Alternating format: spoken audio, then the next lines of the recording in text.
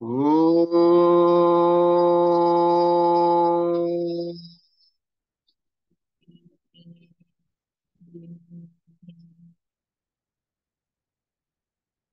గురుర్బ్రహ్మా గురుర్విష్ణుః గురుర్దేవో మహేశ్వరః గురుః సాక్షాత్ పరబ్రహ్మ తస్మై శ్రీ గురవే నమః. అజ్ఞానతిమిరాంధస్య జ్ఞానాంజనశలాకయ చక్షురున్మిలితం యేన తస్మై శ్రీ గురవే నమః. అఖండ మండలాకారం వ్యాప్తం యేన చరాచరం తత్పథం దర్శితం యేన తస్మై శ్రీ గురవే నమః.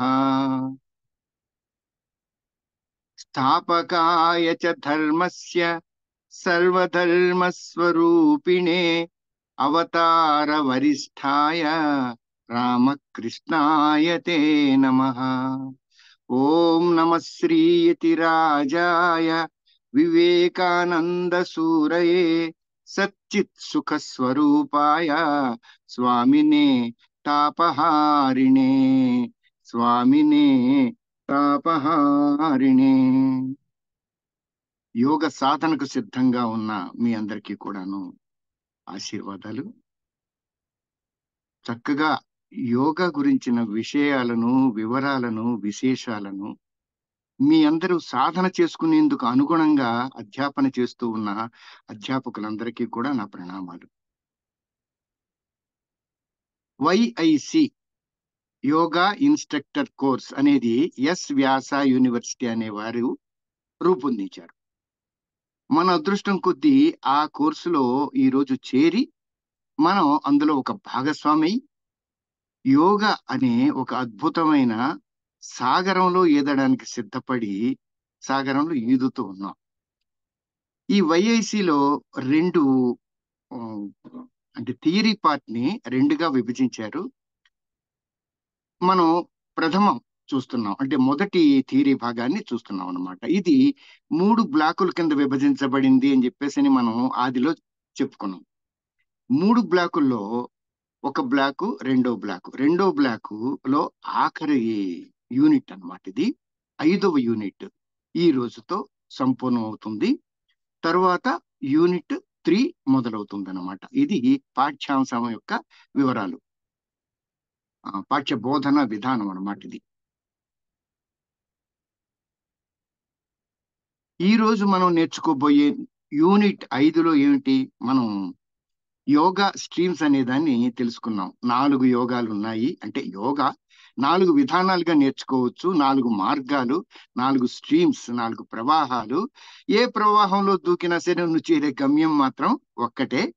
ఆ లక్ష్యాన్ని, గమ్యాన్ని చేరుకునేందుకు మీరు ఈ విషయం వివరం తెలుసుకుంటే గనక మీ ప్రయాణం సులభతరం అవుతుంది అనే విషయం మనం దృష్టిలో ఉంచుకొని చెప్పేవాళ్ళం కూడా ఆ విధంగానే చెప్తూ ఉన్నాం. మీరందరూ వినేవాళ్ళు కూడాను అదే విధంగా మనసు పెట్టి వింటున్నారు, విషయాన్ని అర్థం చేసుకుంటున్నారు. ఇది కేవలం యోగా చేస్తున్నాము అని చెప్పేసి అంటే ఆ 15 రోజుల యోగా క్యాంపుకి అటెండ్ అయ్యి మేము కూడా యోగా చేశాం అని చెప్పడానికో, లేదంటే యోగా అంటే కేవలం యోగాసనాలు మాత్రమే అనుకుని ఇప్పటి వరకు ఉన్న ఈ భ్రమలు ఇవన్నీ కూడాను ఇప్పుడు మీరు ఇందులో ఇవన్నీ తొలగిపోతూ ఉన్నాయని నేను భావిస్తాను. ఎందుకంటే యోగా అనేది ఒక జీవితానికి మనం ఇందులో అడుగు పెట్టాము అని చెప్పేసి అంటే అల్టిమేట్ గా మనం ఏం కావాలి, యోగి కావాలి. యోగి అయ్యేందుకే, అంతేకాని కేవలం యోగా నేర్చుకున్నాను, నేను కూడా యోగా అటెండ్ అయ్యాను అన్న విషయం వరకు మాత్రమే పరిమితం చేసుకోవద్దు. మీరందరూ కూడాను మహత్తరమైన యోగులు కావాలి. చక్కటి ఆ ఇది ఐడియల్ ప్రపంచం అని చెప్పేసి అంటాం. ఈ ఐడియల్ ప్రపంచాన్ని సృష్టించడానికి మీ వంతు పాత్రని మీరు పోషించడానికి మీరందరూ కూడా సిద్ధంగా ఉండండి. ఇప్పుడు మనం యూనిట్ 5 అనే దానిలోకి ప్రవేశిద్దాం. ఈ యూనిట్ 5 ఏంటి? Unity in diversity. మనందరం బాగా తెలుసు, భిన్నత్వంలో ఏకత్వం అని చెప్పేసి అంటూ ఉంటాం. అంటే ఏంటి? భారతదేశం అనేది ఒక అద్భుతమైన విభిన్న సంస్కృతులు, విభిన్న జాతులు, విభిన్న వాతావరణాలు. నిజంగా చెప్పాలంటే ప్రపంచంలో ఏ దేశానికి కూడాను ఇంతటి వైవిధ్యం ఉన్న భౌగోళిక స్థితి కానీ, వాతావరణ స్థితి కానీ, మనుషులు సంస్కృతుల యొక్క స్థితి కానీ మిగతా ఈ ప్రపంచంలో ఏ దేశంలో కూడా చూడలేం. చూడు, అందుకనే ఈ గడ్డ మీద పుట్టడం మన అదృష్టం.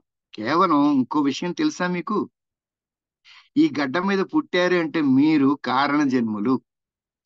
ఒక కారణం, ఒక పర్పస్ పెట్టుకొని మీరు ఇక్కడ పుట్టారు. లేదంటే ప్రపంచంలో ఎన్నో దేశాలు ఉన్నాయి కదా, అక్కడెక్కడన్నా పుట్టుండొచ్చు కదా మీరు.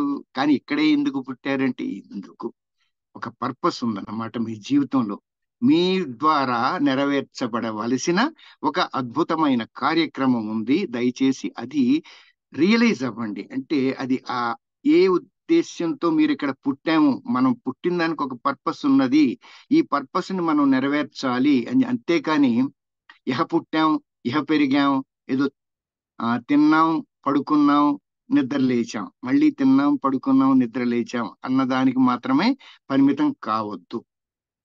ఇంతటి వైవిధ్యం ఉన్న ఈ దేశం, కానీ భారతదేశంలో అంతా ఒక్కటే. చూడండి ఎన్ని విధాల కల్చర్లున్నా, ఎన్ని విధాలున్నా అందరూ పాటించేది, అందరూ ఇష్టపడేది, ఎందరో చదివేది రామాయణం. రామాయణం నీకు భారతదేశంలో ఈ మూల నుంచి ఆ మూల వరకు వెళ్ళినా ఇది కొద్దిపాటి చిన్న చిన్న మార్పులు. ఇది కంబ రామాయణం అని చెప్పేసి అని, మొల్ల రామాయణం అని చెప్పేసి, తులసి రామాయణం అని ఆ విధమైన మార్పులు ఉంటాయి తప్పితే రామాయణం యొక్క బేసిక్ మాత్రం ఒకే బేసిక్ ఉంటుంది. అలాగే మహాభారతం, ఇలాగే ఇతిహాసాలు తీసుకున్నా, పురాణాలు తీసుకున్నా, వేదం తీసుకున్నా, వేద విజ్ఞానం తీసుకున్నా, ఏదైనా భారతదేశం మొత్తం అంతా ఒకటే. ఇది ఇంత వైవిధ్యం ఉండి కూడా ఏకత్వంతోనే ఉంటుందట. అది భిన్నత్వంలో ఏకత్వం. ఈ రోజు మనం నేర్చుకోపోయేది ఈ విషయం గురించి అన్నమాట. ముందుగా మనం ఈ భిన్నత్వంలో ఏకత్వం అనే దాని యొక్క పరిచయాన్ని చూద్దాం. ఇప్పుడు యోగా అనే దానిలోకి మనం కొత్తగా ప్రవేశించాం.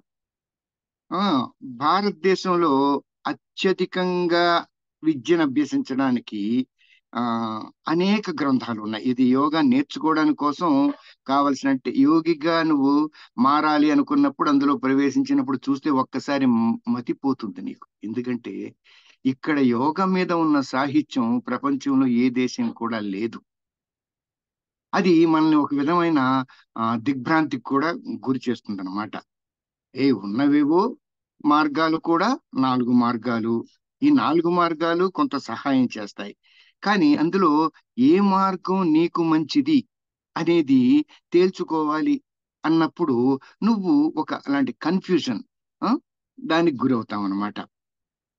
అందుకే ముందుగా మార్గాలు 4 చేర్చే గమ్యం ఒక్కటే అన్న విషయం తెలుసుకొని ఇందులో దిగేటట్టయితే కనుక ఈ విధమైన సందేహం కానీ, కన్ఫ్యూజన్ కానీ ఉండదు.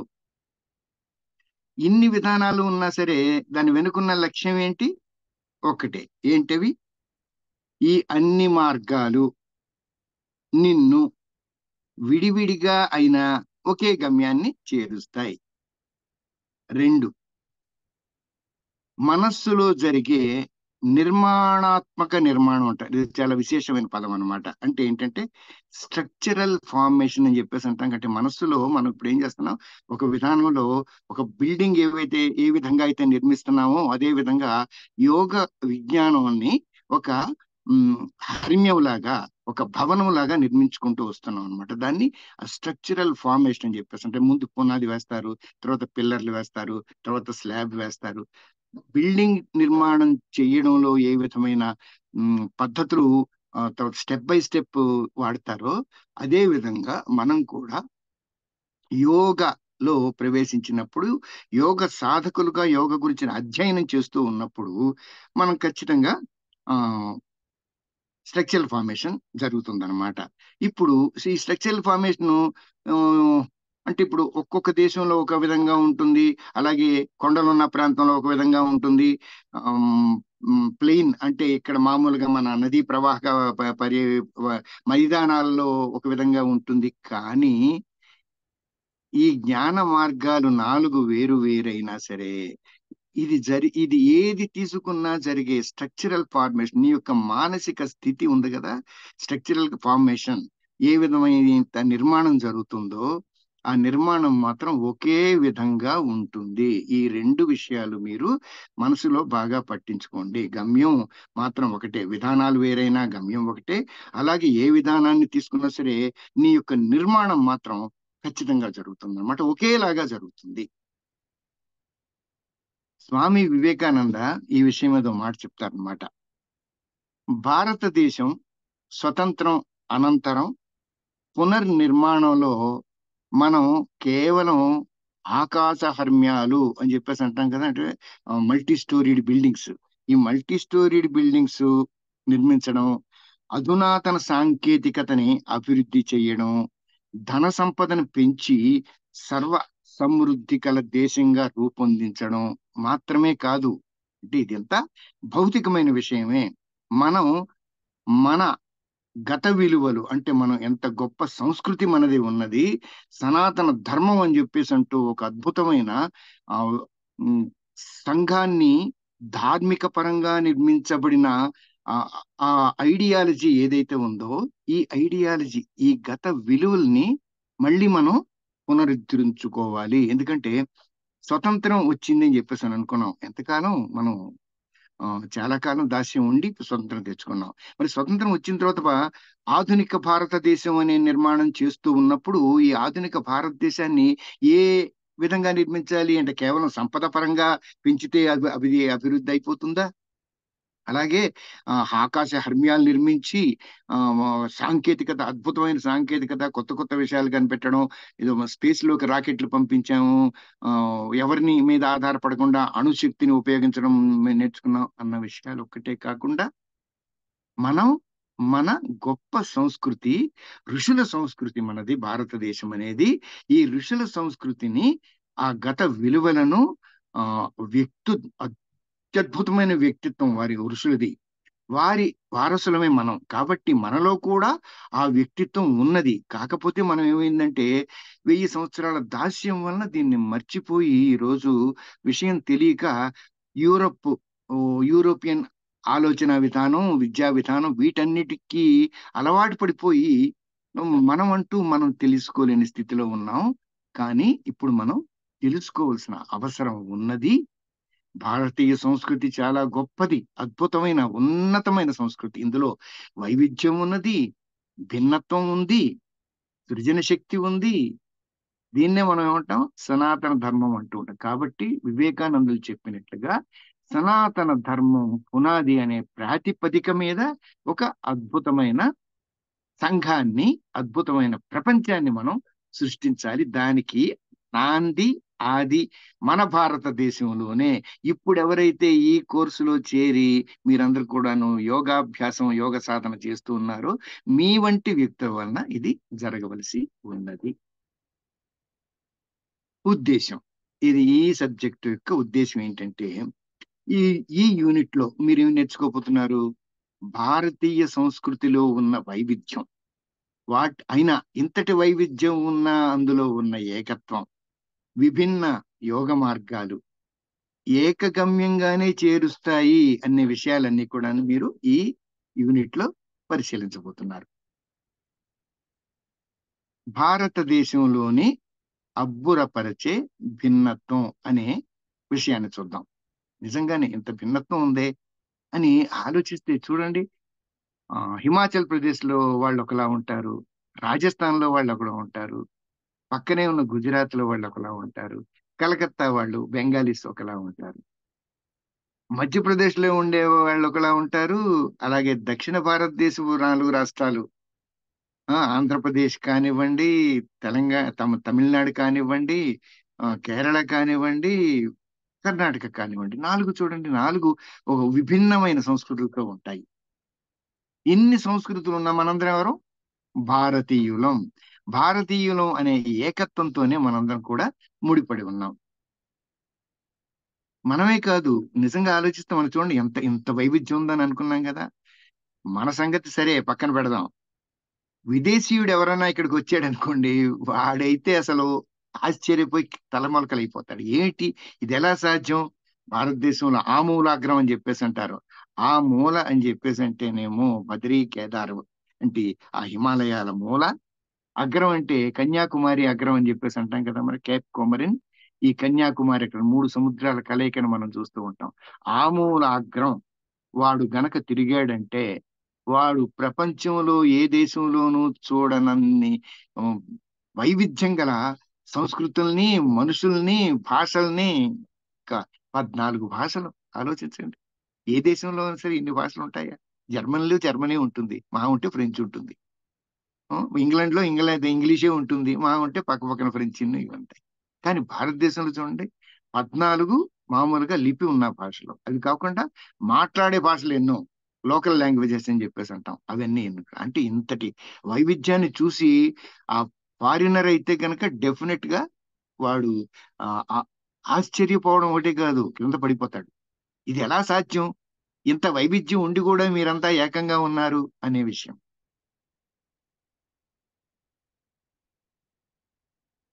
దేవుడి విషయాన్ని తీసుకుందాం.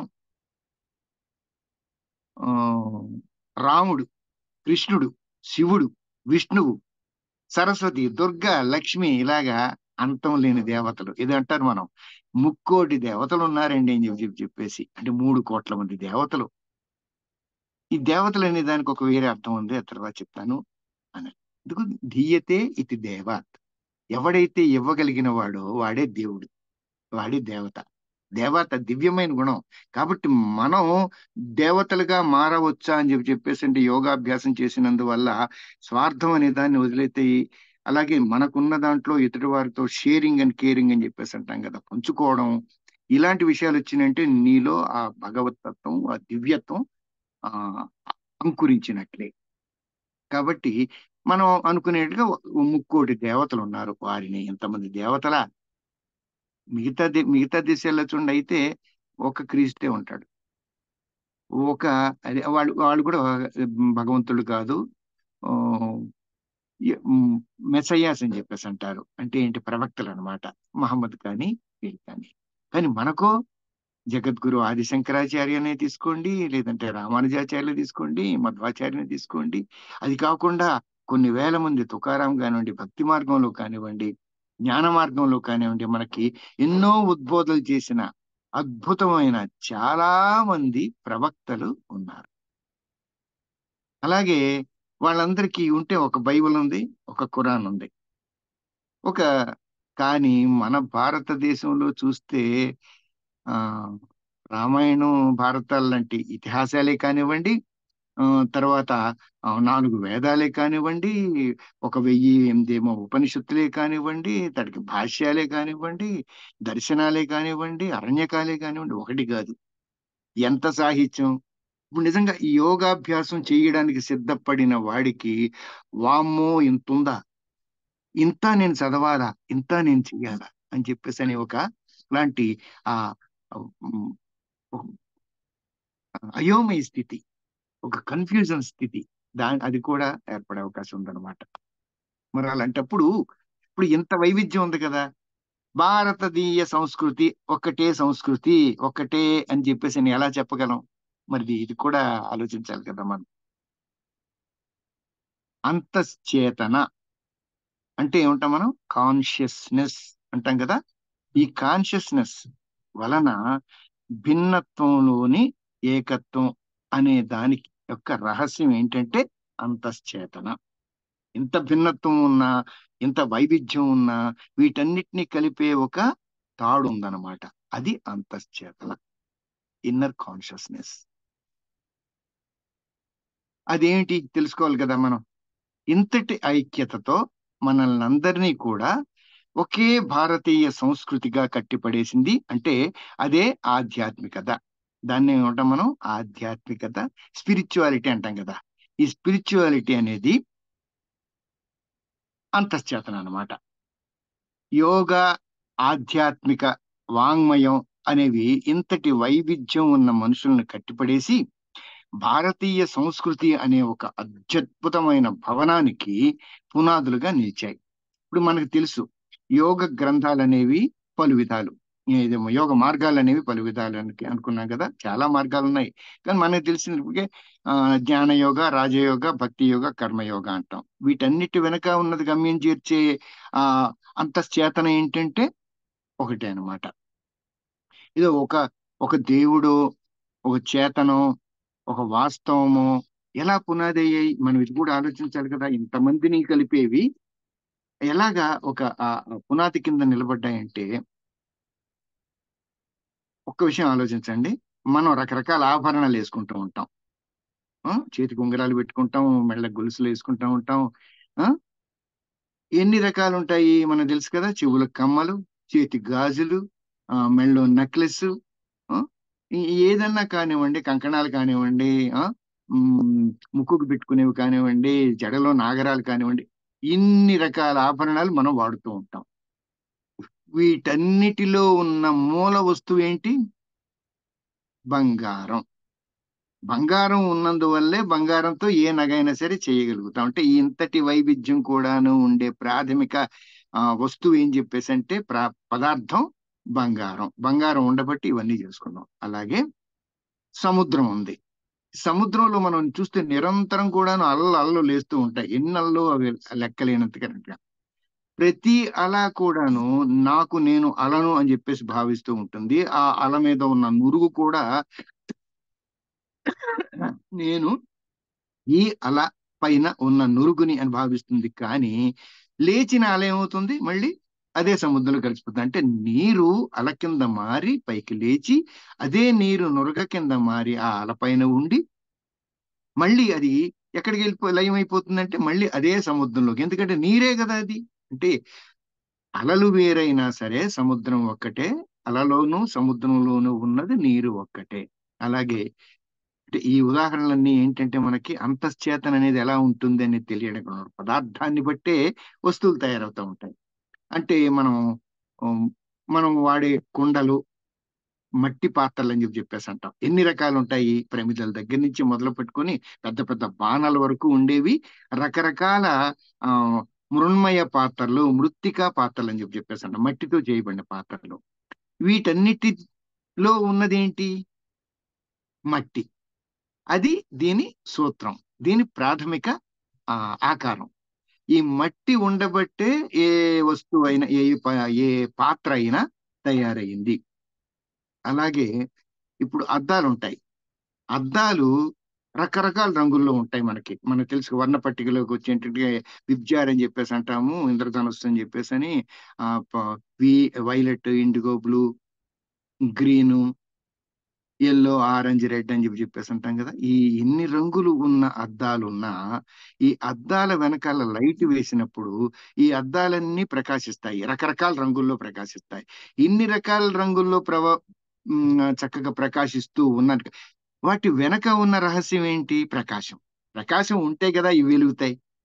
సో ప్రకాశం దాని మూల పదార్థం అన్నమాట. అది మీరు ఇప్పుడు అర్థమై ఉంటుంది. అంతశ్చేతన అనేది అదనమాట. ప్రకాశం అంతశ్చేతన అయితే వెలిగే రకరకాల రంగులు, అద్దాలు వెలుగుటం అనే దాన్ని, అది ప్రభావం అని చెప్పేసి అంటాం మనం. అది ప్రకాశం, ఇది ప్రభావం. యూనిటీ ఇన్ డైవర్సిటీ అంటే అదే. డైవర్సిఫైడ్ అద్దాలు, డైవర్సిఫైడ్ పాత్రలు, డైవర్సిఫైడ్ నగలు ఉన్నా సరే వీటి వెనకాల ఉండే యూనిటీ ఏంటంటే ఏ విధంగా అయితే బంగారము, ప్రకాశము, నీరు, మట్టి ఇలాగనమాట. ఇది దాని వెనకాల ఉన్న అంతశ్చేతన. మీకు విషయం బాగా అర్థం అవుతుంది అని చెప్పేసి అని అనుకుంటున్నాను నేను. ఇప్పుడు దీనికి కారణాలు కూడా మనం గుర్తించాలి. ఇది భిన్నత్వం అయినా సరే ఏకత్వంగా ఉండడానికి కారణం ఏంటి అని చెప్పేసి అంటే, ఇది అంతశ్చేతనంగా, అంతర్లీనంగా ఉన్న చేతన అన్నిట్లో ఉన్నది అదే. ఈ మనం పూల దండ అని చెప్పేసి అని కడుతూ ఉంటాం కదా. అలాగే ముత్యాల సరం అని చెప్పేసి ముత్యాల హారం అని చేస్తున్నాం. ఈ ముత్యాలు ఎన్ని ఉన్నా సరే అన్నిటినీ కలిపి ఒక హారం కింద మార్చింది ఏంటి? లోపల ఉండే దారం. అదే దారంతో పూలు కడితే కనుక పూలు ఎన్ని రంగుల్లో ఉన్నా, పూలు ఎన్ని రకాలుగా ఉన్నా సరే వాటన్నిటిని ఒక మాల కింద చేర్చడానికి ఉపయోగించే సూత్రం దారం అని చెప్పేసి అంటాం మనం. ఇదనమాట. ఇది అంతశ్చేతన అంటే అది. ఆధునిక విజ్ఞానవేత్తలు అని చెప్పేసి అంటారు. కానీ modern technological age, modern scientific age అని చెప్పేసి అంటాం కదా. ఇప్పుడు ఒక టేబుల్ ఉంది. ఆ టేబుల్ మీద ఒక పెన్ ఉంది, ఒక పుస్తకం ఉంది, ఒక లైట్ ఉంది, ఇవన్నీ ఉన్నాయి. ఇవన్నీ కూడాను ఎక్కడ ఉన్నాయి? ఒక గదిలో ఉన్నాయి. ఈ గది ఎక్కడ ఉంది? ఒక బిల్డింగ్ లో ఉంది. ఈ బిల్డింగ్ ఎక్కడ ఉంది? ఒక ఊర్లో ఉంది. ఈ ఊరు ఎక్కడ ఉంది? ఒక దేశంలో ఉంది. ఒక దేశం ఎక్కడ ఉంది? ఒక ఆ, ప్రపంచం అనే దీంట్లో ఉంది. సో ఇదే విధంగా ఆ వాటి యొక్క భేదాలు ఉన్నా సరే, ఇవన్నీ ఎందులో ఉన్నాయంటే స్పేస్ లో ఉన్నాయి. అలాగే వీటన్నిటిలో కూడా స్పేస్ ఉంది. స్పేస్ అంటే చోటు, అంతే కదా. ఈ చోట్లో ఇవన్నీ ఉన్నాయి, వీటన్నిటిలో కూడా చోటు ఉంటుంది. ఈ విధంగా మనం ఆ అలాగే ఇన్ని రకాలుగా మనకి చూస్తూ ఉన్నాం. ఇది పెన్ను రూపంలో ఉంది, స్టూల్ రూపంలో ఉంది, టేబుల్ రూపంలో ఉంది, అలాగే మనం వాడుకునే రకరకాల పదార్థాల రూపంలో ఉంది, వస్తువుల రూపంలో ఉంది అని చెప్పేసి అంటే, నిజం చెప్తానంటే టెక్నికల్ గా సైంటిఫిక్ గా చూస్తే ఏమంటాం? Matter is nothing but energy. పదార్థం అంటే శక్తి యొక్క రూపాంతరీకరణ. ఆకాశం అని చెప్పేసి అంటాం కదా మనం. ఆకాశం అంటే శూన్యం అని చెప్పేసి అనుకుంటాం, కానీ కాదు. అది కూడా పదార్థంతో నిండి ఉంది. ఏ పదార్థం అది? Unmanifested material. అంటే ఇంకా పదార్థ పదార్థము వస్తు రూపములోకి రాని యొక్క స్థితి. ఆ స్థితిలో ఉన్నది కాబట్టే మనం ఆకాశం పదార్థాన్ని చూడగలవు మన కళ్ళు. ఇంకా ఫామ్ కాని పదార్థాన్ని ఏం చూడగలం? చూడలేం అనమాట. అంటే అవ్యక్తం అని చెప్పేసి అంటే అవ్యక్తమైన పదార్థాన్ని మనం చూడలేం. వ్యక్తమైన పదార్థాన్ని మాత్రమే మనం చూడగలం. ఎనర్జీ. అలాగే క్వాంటమ్ ఫిజిక్స్ అని చెప్పేసి ఉంటుంది. ఈ ఎనర్జీ గురించి వీళ్ళందరూ కూడా బాగా ఎక్కువగా పరిశోధనలు చేస్తూ ఉంటారు అనమాట. ఈ క్వాంటమ్ ఫిజిసిస్ట్ ఏమంటాడు? ఈ ప్రపంచం అంతా నథింగ్ బట్ ఈ ఎనర్జీ యొక్క ఆట, the play of the energy. ఏది? ఏం ఆటది? రకరకాల పదార్థాల రూపంలోకి మారడం, మళ్ళీ ఆ పదార్థం నశించి అని చెప్పేసి అంటే నాశనం అయిపోవడం కాదు. ఎప్పుడు కూడా గుర్తుంచుకోండి, ప్రపంచంలో పదార్థం బిగ్ బ్యాంగ్ తర్వాత, ఈ విశ్వం ఏర్పడిన తర్వాత ఎంత పదార్థంతో బ్రహ్మాండంలో ఎంత పదార్థం ఉండి అది విస్తరించిందో ప్రపంచం అంతా కింద, ఆ పదార్థమే ఇప్పటికీ ఉంది. ఆ పదార్థం నాశనం అయ్యేది లేదు, అలాగే కొత్త పదార్థం వచ్చేది లేదు. ఇదే పదార్థం ఏమవుతుంటే రూపాంతరీకరణ అని చెప్పి, ట్రాన్స్ఫార్మేషన్ అని చెప్పేసి అంటాం కదా. ఈ ట్రాన్స్ఫార్మేషన్ వలన రూపం మారుతుంది తప్పితే, ఇప్పుడు మనిషి ఉన్నాడు, మట్టితో తయారు అని చెప్పండి, పంచభూతాత్మకం అని చెప్పేసి అంటాం. మరణించిన తర్వాత ఏమవుతాం? మళ్ళీ మనం గాలిలోకి వెళ్ళిపోతుంది, నీళ్లు నీళ్ళలోకి వెళ్ళిపోతాయి, మట్టి మట్టిలోకి వెళ్ళిపోతుంది. నువ్వు ఏ స్పేస్ అయితే ఇప్పటి వరకు నింపున్నావో ఆ స్పేస్ లో కలిసిపోతుంది. అగ్ని కింద నీ లోపల ఉండి అప్పటి వరకు నడిపించిన పరమాత్మ ఆత్మతత్వం, అది కూడా వదిలేసి విడిపోతుంది.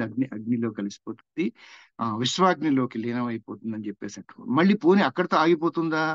మళ్ళీ కొత్త జీవి రావడం లేదు. అంటే ఇదే పదార్థం మళ్ళీ కొత్తగా, అలాగే ఆకులు, చెట్లు, ఇవన్నీ చూస్తూ ఉన్నాం కదా ప్రకృతిలో. ఇవన్నీ కూడా అదే విధంగా జరుగుతున్నాయి అన్నమాట.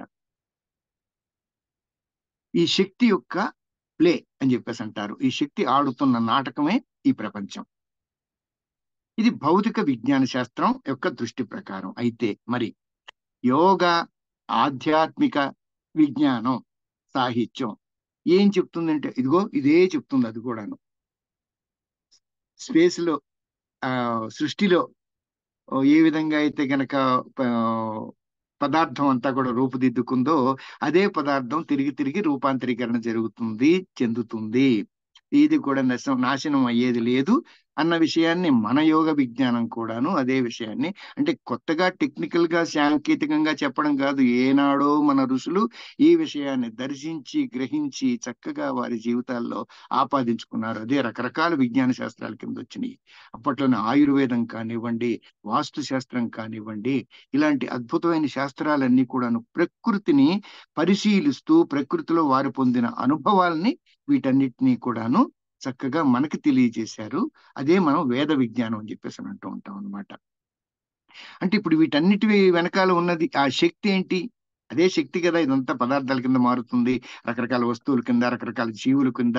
ఈ విశ్వం అంతా కూడాను నడిపే ఒక చేతన ఉందన్నమాట. అదే విశ్వచేతన అంటాం. దాన్నే మనం దేవుడు అంటాం, భగవంతుడు అని చెప్పేసి అంటాం. ఈ రకరకాల ఏదన్నా అనండి, సాంకేతికంగా వాళ్ళు ఏమో ఎనర్జీ అని చెప్పేసి అంటారు, మనమే మనం ఆదిశక్తి అని చెప్పేసి అంటాం. ఆదిశక్తి అంటే ఏంటి? ఈ శక్తి అంతటికి మూలం అని చెప్పేసి అని. ఆది మొదటి శక్తి. అదేమైంది? అది మూడు శక్తుల కింద విభజించబడింది అనమాట. ఏంటి ఆ శక్తులు? ఇచ్ఛాశక్తి, జ్ఞానశక్తి, క్రియాశక్తి. ఇచ్ఛాశక్తి అనేదేమో పదార్థానికి సంబంధించింది అనమాట. అది లక్ష్మీదేవి దానికి ప్రతీక. ఆ జ్ఞానశక్తి ఏమో మన విజ్ఞానము, బ్రతికే విజ్ఞానము, మనం పరిశీలించి పరిశోధించి నేర్చుకున్న విషయాలు ఇవన్నీ కూడా జ్ఞానశక్తి. సరస్వతి అన్నమాట. ఆ తర్వాత మామూలుగా కాళీ అని చెప్పేసి అంటే కాల స్వరూపిణి అనమాట. ఏ విధంగా అయితే కాలం జరుగుతూ ఉంటూ ఆ, మన ప్రపంచాన్ని నడుపుతూ ఉందో, ఈ పదార్థాలని రూపాంతరీకరణం చేస్తూ ఉందో, అది ఈ విధంగా శక్తిని మనం ఏనాడు గ్రహించాం. వీళ్ళు వచ్చిన తర్వాత ఏదో క్వాంటమ్ ఫిజిక్స్ వచ్చిన తర్వాత ఈ ప్రపంచం అంతా శక్తి యొక్క ప్లే అని చెప్పి వాడు చెప్పిన తర్వాత మనం తెలియడం కాదు. ఏనాడో ఒరే మాకెప్పుడూ తెలుసు, మా మా వేద విజ్ఞానంలో మా ఋషులు ఏనాడో ఈ విషయాల్ని తెలియచేశారు. కాకపోతే మేము బాధ్యత గలవారం కాబట్టి ఈ పరిశోధనలు అవన్నీ చేసి కొత్త కొత్త విషయాలు కనిపెట్టి ఉన్న పదార్థాన్ని పాడు చేయడం కానీ, మనం ఏమాత్రం కూడా మళ్ళీ నాశనం చేయలేని పదార్థాన్ని సృష్టించడం కానీ ఇలాంటి విషయాలు ఏది భారతీయులు చెయ్యరు. ఎందుకంటే బాధ్యత గల జాతి మనది. ట్రాన్స్ఫర్మేషన్ అని చెప్పేసి అన్నాక, ట్రాన్స్ఫర్మేషన్ కూడా కాన్షియస్నెస్ లో జరుగుతుంది అనమాట. ఈ విధమైన ఆ మార్మికం అని చెప్పేసి, మిస్టిక్ అని చెప్పేసి అంటాం కదా, ఇదంతా కూడా ఒక మిస్టిసిజం, మిస్టిక్ గా జరుగుతుంది. అంటే ఒక పెద్ద మర్మం అనమాట. ఈ అధునాతనమైన ఈ సాఫిస్టికేటెడ్ విశ్వంలో కూడా ఆ ఆవిర్భవించిందంతా కూడా ఆ విశ్వచేతన నుండే. అదే ఇంతటి విభిన్నత్వంలోని ఏకత్వానికి మూల కారణం. ఆ మనకి ఒక తైత్రీయ ఉపనిషత్తులో చెప్తారు ఈ సృష్టి ఎలా ఏర్పడింది అని చెప్పేసి అని. దానికి తస్మాత్మాదాత్మన్ ఆకాశ సంభూత, ఆకాశాద్ వాయు, వాయోరగ్ని, అగ్నేరాపః, అప్స్యా పృథివీ, పృథివ్యా ఓషధయ, ఓషధీభ్యోన్నం, సవా ఏషా పురుషో అన్నరసః. ఎంత అద్భుతంగా చెప్పారు చూడండి. తైత్రీయ ఉపనిషత్తు ఏనాడు ఉపనిషత్తు అది, ఏనాడు చెప్పబడింది, సృష్టి ఎలా ఏర్పడింది. తస్మాద్వాయ తస్మాదాత్మన్, ఏ పరమాత్మ అయితే ఉందో ఆయన సంకల్పం జరగగానే మరుక్షణం కాదు, సంకల్పంతోనే తస్మాత్ ఆత్మన్ ఆకాశ సంభూత. అప్పుడు ఏమొచ్చిందంటే మొట్టమొదట ఆకాశం. ఇందాక అనుకున్నాం కదా, శూన్యమైన ఆకాశం కాదు, పదార్థము వస్తువులుగా మారని రూపంలో ఉన్న ఆకాశం వచ్చింది. ఆకాశం నుంచి ఏమైంది? కదలిక వచ్చింది. కదలిక వాయువు అయింది అనమాట. వాయోరగ్ని, ఆ వాయువు యొక్క వాయువు నడుస్తూ ఉంటే ఏమవుతుంది తెలుసు కదా మనకి, రాపిడి అని చెప్పేసి అంటాం. రాపిడితో అగ్ని ఉద్భవించింది. అగ్నే రాప విషయం తెలుసా మీకు? నీళ్ళకి అగ్నికి కూడాను చాలా వ్యతిరేకత ఉంది కదా. నీళ్లుంటే అగ్ని ఆరిపోతుంది. కానీ ఆ అగ్ని సృష్టించబడింది నీటి నుంచి. నీటిలో ఉన్న శక్తి అగ్నే, అగ్నిలో ఉన్న శక్తే నీరు కింద ప్రవహించింది అనమాట. ఇప్పుడు అప్స్య పృథివీ. ఇంకోటి ఏంటంటే మనం భూమి మీద సముద్రం ఉంది నీళ్లు ఉన్నాయి అనుకుంటే, కాదు కాదు కాదు. సరిగ్గా ఏం జరిగిందంటే అప్స్య పృథ్వీ నీటిని చీల్చుకుని పృథివీ పైకి వచ్చిందట. ఈ పృథివీ మీద ఓషధి, ఓషధులు అని చెప్పేసి అంటే సంవత్సరానికి ఒకసారి వచ్చాయి అనమాట. అంటే మన ధాన్యం ఉంటుంది కదా, యాక్చువల్ గా మనం అనుకునే ధాన్యపు పంటలు కావు అవి. అవి వాటిని సంవత్సరానికి ఒకసారి వచ్చేవాటి ఓషధులు అంటారు అనమాట. ఈ ఓషధీభ్యో అన్నం, ఓషధుల నుంచి వచ్చింది మనకి బియ్యం, గోధుమ ఇలాంటి అన్నం తినే వచ్చినాయి అనమాట. అన్న సవాయేష, సవాయేష పురుషో అన్న రస. ఇంతకీ మన మనుషులంటే ఏంటంట? ఈ అన్నం యొక్క రసం అంట. రసం అంటే ఏంటి? సారము. అంతే కదా. మనం తిన్న అన్నం అంతా ఏమవుతుంది? ఈ శరీరం కింద మారిపోతుంది. పుట్టిన కాడి నుంచి తింటానే ఉన్నాం. ఎంత తిన్నాం? ఎన్ని టన్నులు తిని ఉంటాం? ఈ అన్ని టన్నులు అలాగే ఉండుంటే ఏమాత్రం భారీకాయమై ఉంటుంది? కాదు కదా. ఆ అన్నం ఏమవుతుందంటే లోపలికి వెళ్ళి, పరమాత్మ అన్నం పరబ్రహ్మ స్వరూపం, అది లోపలికి వెళ్తుంది. ఈ పరబ్రహ్మంలోనే అది ఏకమైపోయి అది రసం కింద మారి ఆ రసము సారమయ్యి ఆ సారము కణాలన్నిటికీ కూడా పోషణ ఇస్తుంది. ఇంతటి అద్భుతమైన సాంకేతిక విజ్ఞానాన్ని శరీరానికి సంబంధించి, సృష్టికి సంబంధించి, భోజనానికి సంబంధించి, పదార్థానికి సంబంధించి ఇవ్వగలిగిన ఒక అత్యద్భుతమైన సంస్కృతి గల ఈ భారతదేశంలో పుట్టడం మనం నిజంగా పెట్టి పుట్టుకున్నాం. మనంతటి అదృష్టవంతులు ప్రపంచంలో ఎవ్వరూ లేరు. నాగరికత, సంస్కృతి అనే దాన్ని మనం ఇప్పుడు చూద్దాం. రెండు కూడా ఏంటంటే డైమెన్షన్స్ అన్నమాట. నాగరికత అనేది ఒక డైమెన్షన్, సంస్కృతి అది. ఎందుకంటే మన మానవ జాతి పురోభివృద్ధికి రెండు కూడా ఉపకరించాయి. నాగరికత అంటే ఏంటి? మనం కలిగి ఉన్నది. నాగరికత మనం కలిగి ఉన్నది. అంటే ఇప్పుడు మనం షర్టు వేసుకున్నాం. ఇప్పుడు సంస్కృతి అంటే ఏంటి? మనమే సంస్కృతి. ఈ నాగరికత అనేది ధరిస్తూ ఉంటాం. అది చూడు, నైలు నాగరికత, గ్రీకు నాగరికత, మొహంజోదారో నాగరికత, అలాగా ఈజిప్ట్ నాగరికత, ఇవన్నీ కూడా ఏంటి? వచ్చినయి, వెళ్ళిపోయినయి. కానీ ఈ పృథివీ మాత్రం ఇక్కడే ఉందన్నమాట. మనం ఆ జనం ఉన్నారు కదా, జనం జనమే. ఈ జనం అంటే ఏంటంటే సంస్కృతి. నాగరికత అంటే అది ధరించినదనమాట. మనం ఆ ప్రాథమికంగా ఇప్పుడు చెప్తాం. What we have and what we are. What we have నాగరికత, వాట్ వీఆర్ సంస్కృతి. ఈ విషయాన్ని మనం అర్థం చేసుకుంటే గనక దీని మీద ఆధారపడే యాక్చువల్ గా మనం చేతన అనేది ఉంది కదా, ఈ చేతన అంతశ్చేతన, ఈ అంతశ్చేతనతోనే ఈ విశ్వాన్ని సృష్టించుకున్నాం. అలాగే ఈ భిన్నత్వంలోని ఏకత్వం కూడా మనకి ఒక మూల సంస్కృతి కింద ఉండి దానితో ఈ నాగరికత నిర్మించుకున్నాం. సంస్కృతం యాక్చువల్ గా మనకి సంస్కృతి మనకి లోపల ఉందన్నమాట. సంస్కృతి మనలో ఉండి దాంతో ఈ నాగరికత నిర్మాణం చేసుకున్నాం. ఒక్కోసారి నాగరికతలు అద్భుతంగా విలసిల్లుతూ ఉంటాయి. తెలుసు కదా మనకి. ఆ నైల్ ఇందాక అనుకున్నాక నైల్ నాగరికత, ఈజిప్ట్ నాగరికత ఇవన్నీ గొప్పగా వెలసిల్లుతాయి. కానీ సంస్కృతి పరంగా బహుశా ఇవి అనాగరికంగా ఉండవచ్చు. ఎందుకంటే ఆచరణ పర్యంతం వచ్చేసరికి నాగరికత అనేది బయటికి కనిపించినా వారి యాక్చువల్ గా నిజానికి వాళ్ళు ఏంటంటే అనాగరికులు అనమాట. అలాగుండొచ్చు. లేదంటే రెండు, నాగరికత, సంస్కృతి రెండు కూడా అనాగరికంగా ఉండొచ్చు. బార్బేరియస్ అని చెప్పేసి అంటాంగా, ఈ బార్బేరియస్. సంస్కృతి చక్కగా విస్తరిల్లి నాగరికత విషయంలో వెనకబడి ఉండొచ్చు. లేదంటే రెండూ చక్కగా విస్తరించి అభివృద్ధి చెంది ఉండవచ్చు. ఇది సంస్కృతి నాగరికతలకు ఉండే సంబంధం, సంస్కృతి నాగరికతల యొక్క విశేషం. ఇప్పుడు దీనికి సంబంధించి మనకి సనాతన ధర్మపరంగా జీవిత లక్ష్యం అనే దాన్ని మనకి వివరించారు. ఇంతకి ఐ మీన్ శాశ్వత విలువలు అంటే ఏంటంటే ఇటర్నల్ వాల్యూస్ అంటాం. అలాగే ఇటర్నల్ లాస్ అంటే శాశ్వత నిర్దేశాలు. రెండు ఉన్నాయి కదా మనకి. శాశ్వత విలువలు అంటే మనం కేవలం తాత్కాలికంగా ఇప్పుడు ఇది నేను లా అని చెప్పి చేశాను అని చెప్పేసి మనం మన కోసం చేసుకున్నది కాదు. ప్రకృతి నియమించిన ఆ విలువలు, ప్రకృతి నియమించిన నిర్దేశాలు, వాటిని మనం శాశ్వత విలువలు, శాశ్వత నిర్దేశాలు అని చెప్పేసి అంటూ ఉంటాం అనమాట. యోగ, ఆధ్యాత్మికత అనేవి సనాతన ధర్మం అనే ఒక పెద్ద భవనం ఉంటే కనుక ఈ భవనానికి ఈ రెండు కూడా మూల స్తంభాలు. ఇంతకీ సనాతన ధర్మం అంటే ఏంటి? సనాతన అంటే ప్రాచీన కాలం నుండి ఉన్న ఒక శాస్త్రం అని, సమస్త విశ్వాన్ని కూడాను అనాది నుండి కూడా నిర్దేశించిన సూత్రాలని, సమస్త సృష్టి అని, సమస్త వాస్తవం. వాస్తవం అంటే తెలుసా? రియాలిటీ. అంటే ఇప్పుడు నువ్వు చూస్తూ ఉన్నావు కదా వాస్తవం. ఈ రోజు మనం నివసిస్తున్నది వాస్తవం. ఇప్పుడు మన క్లాసులో ఉన్నది వాస్తవం. ఇది వాస్తవం గురించి అర్థం చేసుకోవాల్సిన. మనం వాస్తవంలో ఉన్నప్పుడు ఈ ప్రపంచంలో ఉన్నాము అని చెప్పేసినట్టు.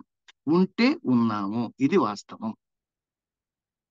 రియాలిటీ అని చెప్పేసి అంటాం మనం కదా. ఇంతకీ మరి సనాతన ధర్మం అని చెప్పేసి అన్నారు కదా, ఏ సూత్రాల మీద నిర్మించబడిందండి ఈ సనాతన ధర్మం అన్న ప్రశ్న వస్తుంది కదా మనకి. అలాగే సమస్త సృష్టి విజ్ఞాన మూలం ఏంటనే సమస్య కూడా ఒక సందేహం మనకి రావచ్చు. ఒక ప్రశ్న మనకి ఉద్భవించవచ్చు. వీటికి ఇప్పుడు ఇందాకన్నాగా రియాలిటీ, వాస్తవం. వాస్తవం అంటే ఏంటి? ఇది విశ్వంలో ఉన్న సృష్టి, స్థితి, లయ అనే 3 కార్యాలుగా ఉంటుంది. ఇది వాస్తవం కదా. ప్రతిదీ సృష్టించబడుతుంది, ప్రతిదీ నిర్వహించబడుతుంది, ప్రతిదీ సమసిపోతుంది, లయ అయిపోతుంది, నశించిపోతుంది. అంటే రూపం నశించిపోతుంది, శాశ్వతంగా కాదు ఉంది.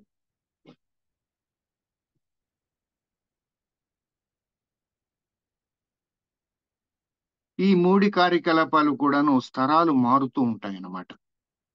మన శరీరంలో మన శరీరమే తీసుకుంటే గనక ఇందులో నూతన కణాల పుట్టుక అనేది నిరంతరం జరుగుతూ ఉంటుంది. మనం ఇందాక అనుకున్నాం, తిన్నాం పరబ్రహ్మ స్వరూపంలో ఉన్న అన్నం తిన్నప్పుడు ఏమవుతుంది? అన్నం రసం కింద మారి ఆ రసం వెళ్ళి కణాలకు పోషణ ఇస్తుంది. కణాలు ధాతువులు అని చెప్పేసి అంటారు, టిష్యూస్ అని చెప్పేసి అని, అవి ఫామ్ అవుతాయి అన్నమాట. ఆ ధాతువులేమో రకరకాల అంగాలు కాను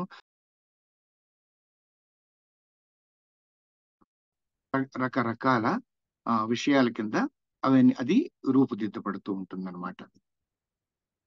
అలాగే ప్రతి కణానికి కూడాను ఒక జీవిత పరిమాణం ఉంటుంది. అదే ఎప్పుడైతే జీవిత పరిమాణం అయిపోయిందో ఆ కణం నశించిపోతుంది. అలాగే కొత్త జీవ కణం పుడుతుందన్నమాట. ఇప్పుడు సైన్స్ ప్రకారం ఏం చెప్తారంటే, సైన్స్ ప్రకారమే కాదు, మన ఆలోచన, భారతీయ ఆధ్యాత్మికత, తాత్వికత ఆలోచన కూడా ఇదే. ప్రతి 7 సంవత్సరాలకు ఒకసారి మన శరీరంలో ఉన్న అన్ని కణాలు కూడాను సంపూర్ణంగా నూతన కణాల కింద మారిపోతుంటాయంట. అందుకనే మనకు కూడా చూడండి, ఆమ్, మనిషి ఎదుగుదలలో ఒక 7 సంవత్సరాల వరకు కూడాను ఒక తత్వం ఉంటుంది. 7 నుంచి 14 సంవత్సరాల వరకు ఒక తత్వం ఉంటుంది. 14 నుంచి 21 వరకు ఒకటి, 21 నుంచి 28 వరకు అలాగే ప్రతి 7 సంవత్సరాలకి కూడాను మనిషి యొక్క భౌతిక స్థితి, మానసిక స్థితి, సాంఘిక, శారీరక, ఇవన్నీ ఈ స్థితులన్నీ కూడాను ఒక మార్పుకు గురవుతాయి అనమాట. అందుకని చిన్నప్పుడు ఏదైనా ఇబ్బందులు ఉన్నప్పుడు డాక్టర్ గారు చెప్తారు, ఈయన వయసు రావాలమ్మా, ఇది వచ్చిందంటే ఈ బాలచేష్ట పోతుంది, ఈ బాల్యంలో ఉండే ఈ ఇబ్బంది, శారీరక ఇబ్బంది అది పోతుందమ్మా అని చెప్పేసి చెప్తారు కదా. అంటే 7 సంవత్సరాలకు ఒకసారి ఎప్పుడైతే పాత కణాలన్నీ పోయి కొత్త కణాలతో మన శరీరం రూపొందించబడిందో అప్పటితో ఖచ్చితంగా మన శరీరంలో మార్పు వస్తుంది అనమాట.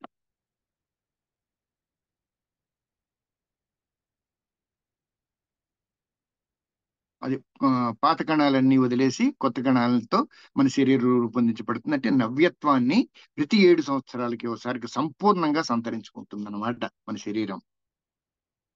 భారతీయ, ఇందాక చెప్పాను కదా, ఆ ఉమ్, సృష్టి, స్థితి, లయ అని చెప్పేసి అనుకున్నాం కదా. మన భారతీయ తత్వం ప్రకారం ఈ 3 శక్తులు, సృష్టి, స్థితి, లయ అనే 3 శక్తులు కూడా నిరంతరం కూడా ప్రవర్తిస్తూ ఉంటాయి. వీటికే మనం ఆ దైవీ తత్వానికి ఆపాదించి సృష్టికేమో బ్రహ్మ అని, ఆ స్థితికేమో విష్ణువు అని చెప్పేసి అని, లయకేమో శివుడు అని చెప్పేసి 3 దేవతలను కూడా మనం ఆ, నిర్దేశించుకొని మనం నియమించుకున్నాం.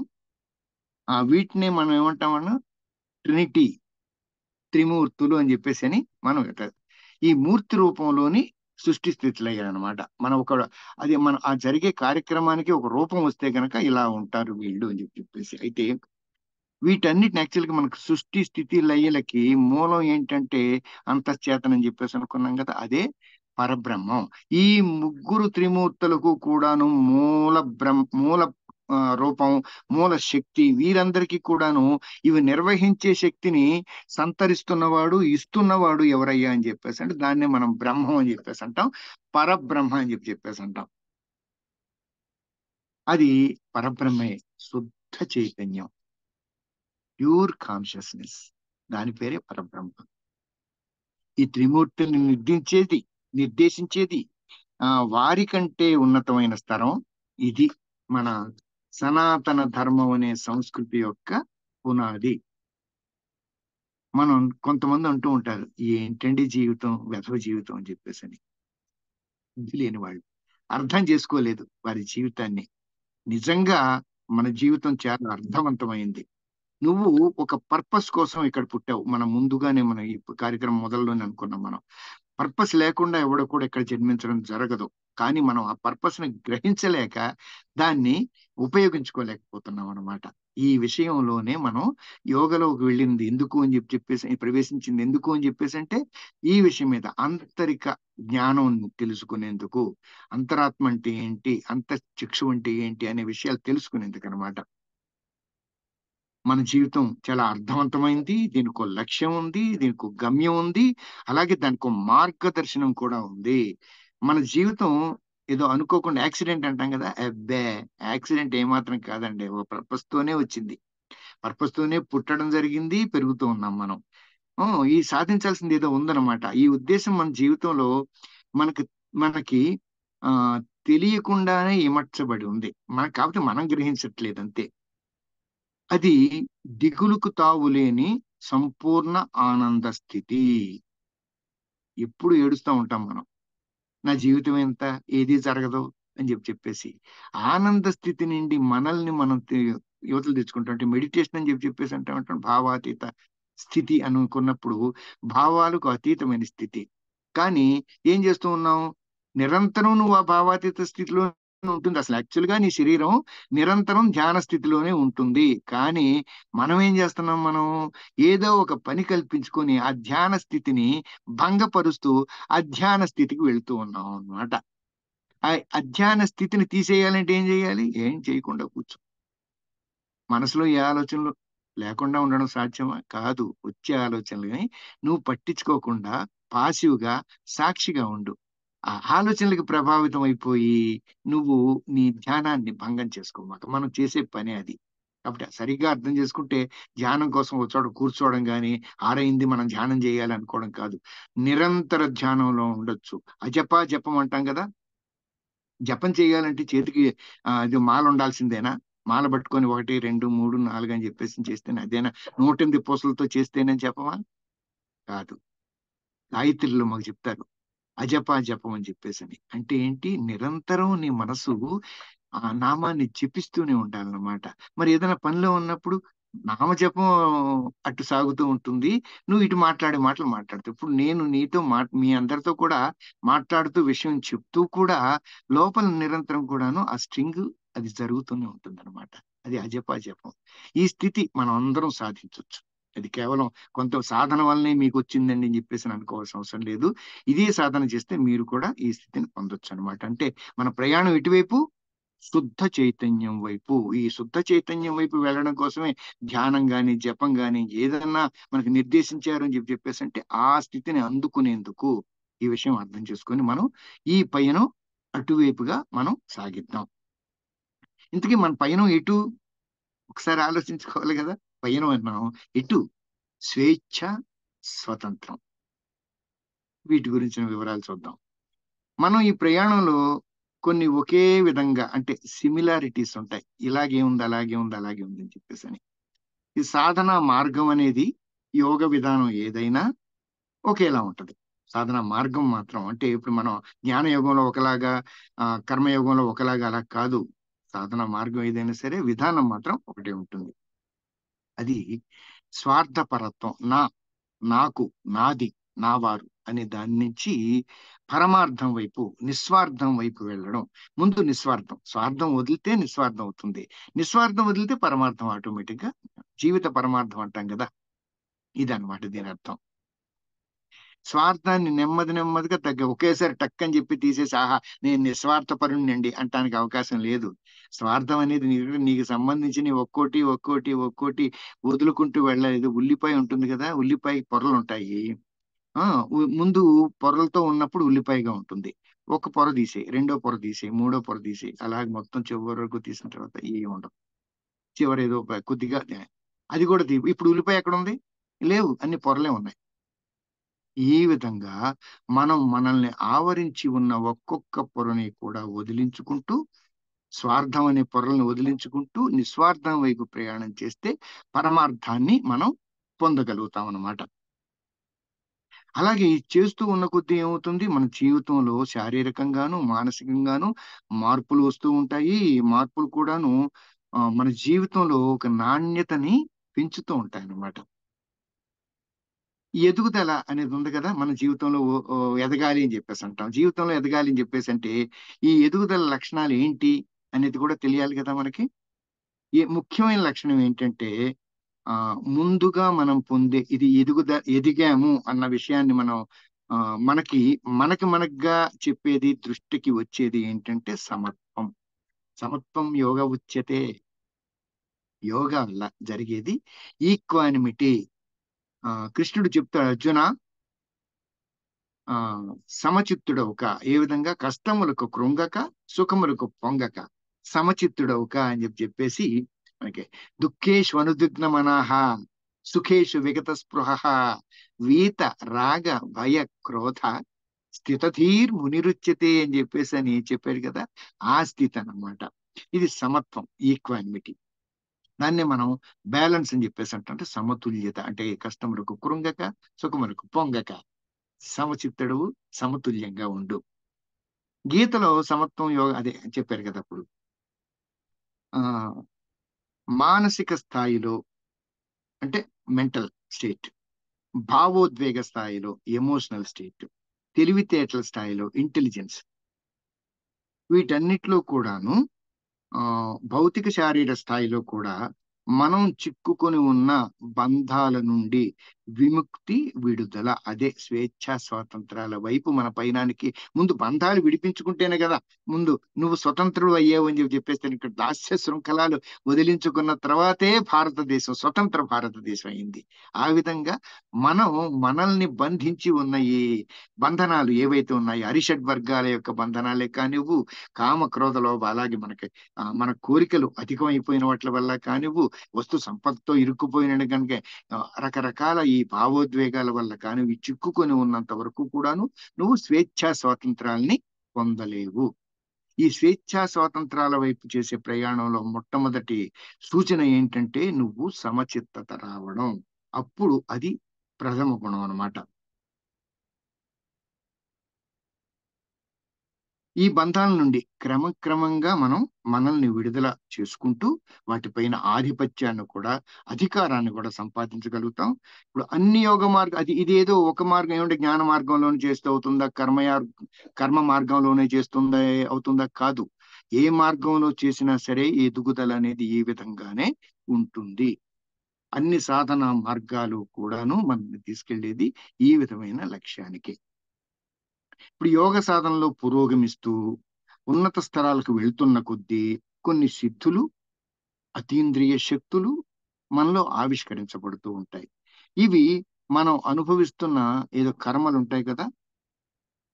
కర్మల గురించి చెప్తా ఉంటాం మనం. ఆగామి కర్మ అని, సంచిత కర్మ అని, ప్రారబ్ధ కర్మ అని చెప్పేసి మూడు రకాల కర్మలు మనకు ఉంటాయి. అవి అంటే అంటే ఆగామి కర్మ అంటే అది దానికి అదిగా వచ్చేది అనమాట. సంచిత కర్మ అంటే మనం గత జన్మల నుంచి మూసుకొని తెచ్చుకున్న ఉన్నదనమాట. ప్రారబ్ధ కర్మ అంటే ఏదో భగవంతుడు ఆ సమయంలో ఇవ్వాల్సిన ఆ, కర్మ ఏదన్నా ఉంటే, మనం అనుభవించాల్సింది ఏదైనా ఉంటే కనుక పరమాత్మ ద్వారా మనకు అందేది ఆ ప్రారబ్ధ కర్మ. ఈ విధంగా ఈ మూడు రకాల కర్మల్ని మనం అనుభవిస్తూ ఉంటాం. ఈ కర్మల నుంచి మనల్ని విడుదల చేస్తాయి. మన అంతరాత్మ శుద్ధి అవుతుంది. మనమే శుద్ధి చేసుకుంటాం. అయితే ఈ ఉన్నత స్థాయిలో కూడా ఆ అన్ని యోగ మార్గాల్లో ఇదే విధంగా జరిగి, ఇదే అతీంద్రియ శక్తి జాగృతమై, ఇలాగే ఆత్మశుద్ధి జరిగి అడ్డంకులన్నీ అధిగమించి ఆ అబ్సెషన్స్, ఫోబియాస్ అని చెప్పేసి అంటాం. అబ్సెషన్ అంటే దానికి ఈ విధంగానే ఉండాలి అని చెప్పేసి ఒక నిర్ణయం అంటే అది వ్యతిరేకమైన నిర్ణయం అన్నమాట. అది అబ్సెషన్ అంటున్నాను. ఫోబియా అంటే భయం, పిచ్చి. పిచ్చి నమ్మకాలు, భయాలు, వీటన్నిటి నుంచి కూడాను, అలాగే గాఢమైన ఇష్టాయిష్టాలు, ఇది నాకు కావాలి, ఇది నాకు అక్కర్లేదు అనే ఇష్టాయిష్టాలు, ఇవన్నీ కూడా శుభ్రం చేయబడతాయి. బాగా తోమి మెరిసేటట్టుగా చేస్తాయి అన్నమాట. ఆ అడుగు అంటే ఆ మురికి, ఆ గన్ గన్ ఏదైతే ఆ, దుర్వాసన వచ్చే, దుర్గంధం వచ్చే ఉమ్, ఆ మురికి ఏదైతే ఉందో ఇదంతా కూడాను శుభ్రంగా తుడిచివేయబడుతుంది అనమాట. మనం మన అంతరాత్మ, మన వ్యక్తిత్వం, మన శరీరం కూడాను ఈ స్థితి వచ్చినప్పుడు చక్కగా మెరుస్తూ ఉంటుంది. చూడండి యోగులు ఎంత ఒకరాడు తేజస్తూ ఉంటారు. యోగులే కాదు, సాధన సరిగ్గా చేస్తే మీరు కూడా ఈ తేజస్సును పొందగలుగుతారు.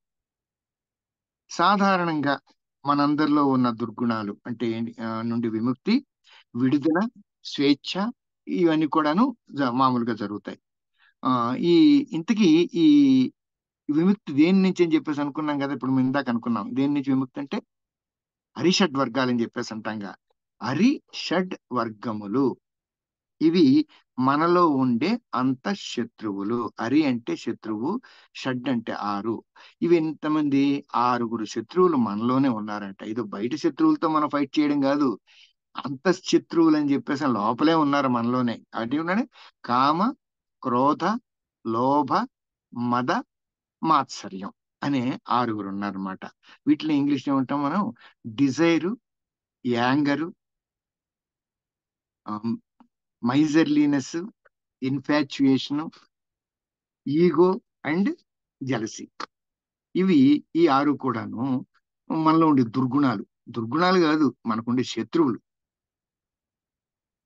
యోగ వాసిష్టంలో ఒక మాట చెప్తారు: అనుదినం తనుత్వం యాతి అరి షడ్వర్గాని. అంటే నీలో ఉన్న నీ శత్రువులు దినదినానికి కూడా యోగ సాధన వలన నువ్వు ఎదుగుతున్న కొద్దీ అంతరిస్తారు అంటూ చెప్పబడింది. ఈ యోగ సాధన కొనసాగిస్తున్న కొద్దీ కూడా, మనం ఎదుగుతున్న కొద్దీ కూడా మనం పరిపూర్ణమైన మార్పును, సమత్వం వైపు మన పురోగతిని మనమే గమనించుకోగలం. ఎవరో బయట వాళ్ళు అబ్బా భలే చక్కగా చేస్తున్నారండి, మీరంతా కూడా చాలా మీ మార్గంలో ఉన్నతత్వానికి వెళుతున్నారని చెప్పి మనకే అర్థమైపోతుంది నిన్నటికి ఇవాళకి తేడా. మొదలు పెట్టిన రోజుకి ఈ రోజుకి ఉన్న తేడా మన ఆలోచనలో, మన ప్రవర్తనలో, ఇవన్నీ కూడాను. సమత్వం సమత్వం సమత్వం యోగ ఉచ్యతే. సమత్వం అనే దాన్ని మనం కష్టములకు కుంగడం తగ్గుద్ది, సుఖాలకు పొంగడం తగ్గుద్ది, సమచిత్తత పెరుగుతూ ఉంటుంది అనమాట. అన్ని యోగ మార్గాల్లో కూడా పంచకోశాలని చెప్పేసి అంటాం కదా మనం. అన్నమయ కోశం, ప్రాణమయ కోశం, మనోమయ కోశం, విజ్ఞానమయ కోశం, ఆనందమయ కోశం. ఈ అన్ని కోశాలు కూడాను చక్కగా ఉత్తేజపరచబడతాయి, జాగృతమవుతాయి.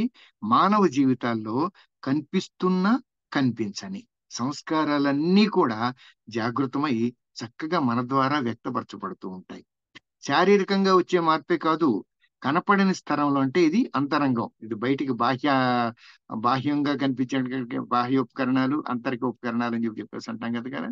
బాహ్యాంగాలు, అంతరికంగాలు ఏంటి? మనస్సు, బుద్ధి, చిత్తం, అహంకారం అని చెప్పేసి అంటాం. వీటిలో అంతరంగంలో కూడా మనం పూర్వజన్మ, కర్మ సిద్ధాంతం, రోభివృద్ధి, ఇలాంటి విషయాలన్నిటి పట్ల మన దృక్పథంలో కూడా మార్పు జరుగుతుంది. మన ఇది చూసే చూపు అన్నమాట. అంతవరకు ఉండే ఆలోచనలు, అంతవరకు ఉండే నిర్ణయాలు కూడా మారిపోతాయి. మారిపోయి సత్యం వైపు మన ప్రయాణం జరుగుతుందన్నమాట. ఇదంతా మన భారతీయ సంస్కృతంలో అంతర్లీనంగా ఉన్న గొప్ప లక్షణం. Unity in diversity. భిన్నత్వంలో ఏకత్వం అనే సూత్రం ఆధారంగానే భారతీయ సంస్కృతి నిర్మించబడింది అన్న విషయాన్ని మనం ఇందులో తెలుసుకుంటున్నాం అన్నమాట. ఇప్పుడు వేదాంతంలో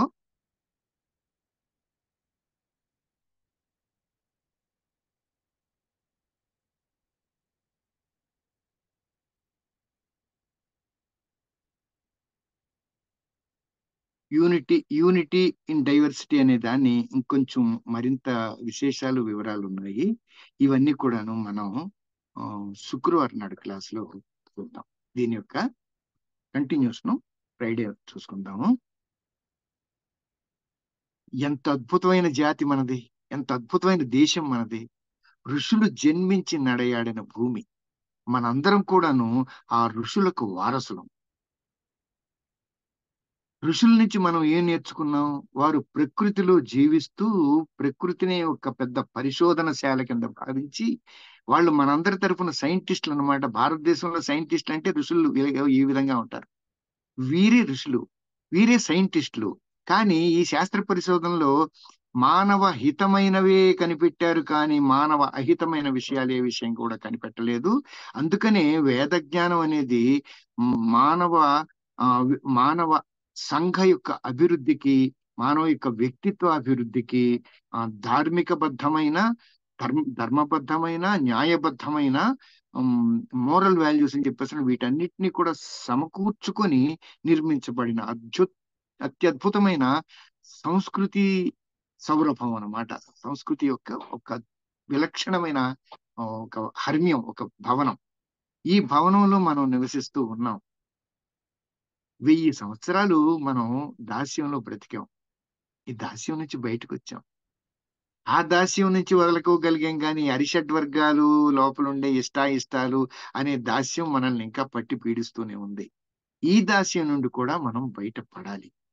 ఇందు నిమిత్తం మనం చేస్తున్న ఈ యోగ సాధన మనల్ని ఉద్ధరేదాత్మనాత్మానం అవసాదయేత్. ఆత్మైవ హ్యాత్మనో బంధు ఆత్మైవ రిపురాత్మన. కాబట్టి మనం రిపురాత్మన మనం శత్రువుగా చేసుకుంటామా? మన మనస్సుని, మన ఆత్మని కాదు. మనం మన ఆత్మని, మనస్సుని మిత్రుని కింద భావించుకుందాం, మిత్రుని కింద మార్చుకుందాం.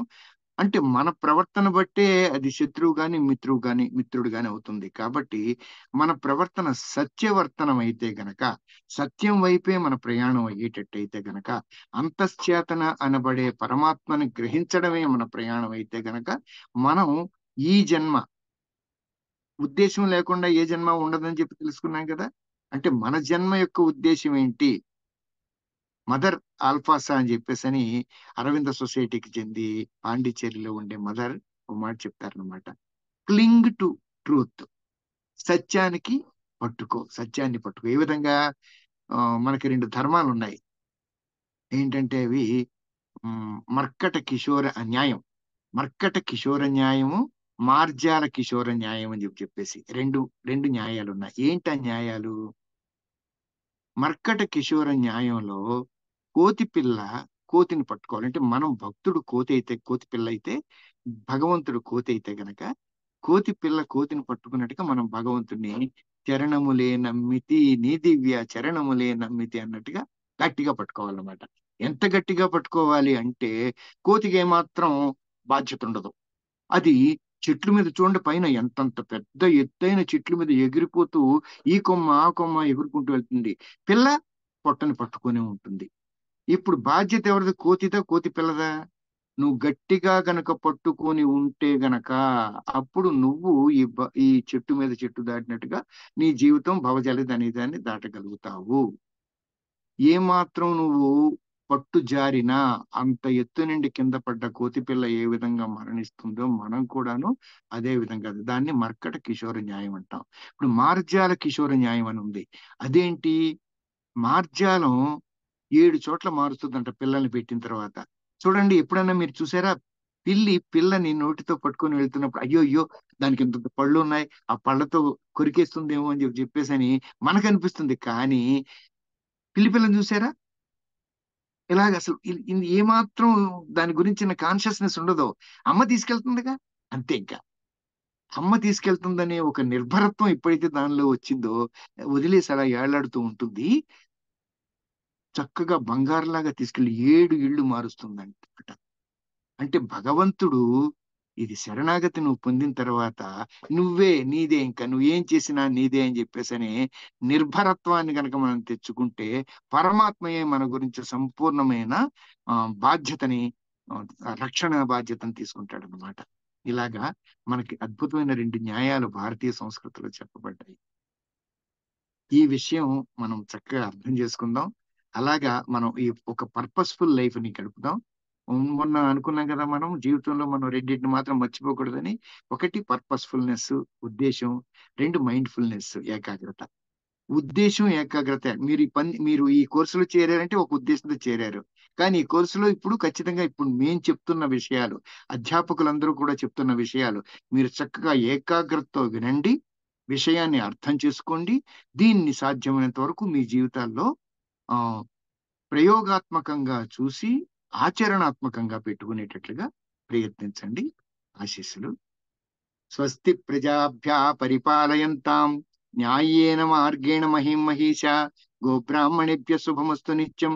లోకా సమస్తా సుఖినో భవంతు. సర్వే భవంతు సుఖినః. సర్వే సంతు నిరామయ. సర్వే భద్రాణి పశ్యంతు. మా కశ్చిత్ దుఃఖ భాగ్ భవేత్. ఓం జౌః శాంతిరంతరిక్షగం శాంతి. పృథివీ శాంతి రాపః శాంతి. ఓషధయ శాంతి వనస్పతయ శాంతి. విశ్వే దేవ శాంతి. బ్రహ్మశాంతి సర్వగం శాంతి. శాంతిరేవ శాంతి. సామా శాంతి రేధి శాంతి. ఓం శాంతి శాంతి శాంతి. అసతో మా సద్గమయ. తమసో మా జ్యోతిర్గమయ. మృత్యోర్మా అమృతంగమయ.